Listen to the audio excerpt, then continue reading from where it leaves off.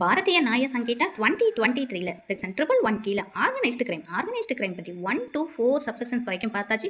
இப்போ நம்ம பார்க்க போகிறது சப்செக்ஷன் 5 என்ன சொல்லியிருக்காங்க அப்படின்னா இது மாதிரியான சட்டவிரோதமான செயல்களில் தொடர்ந்து ஈடுபடக்கூடிய ஒரு மெம்பராக ஆகி அதில் ஒரு அஃபென்ஸும் அவர் பண்ணியிருக்காரு.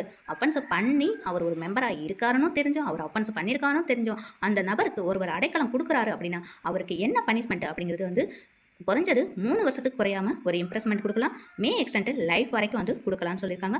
And also liable to fine உண்டு. கண்டிப்பாக ஃபைன் போடணும். அந்த ஃபைனும் 5 lakh குறையாம இருக்கணும்னு சொல்லியிருக்காங்க.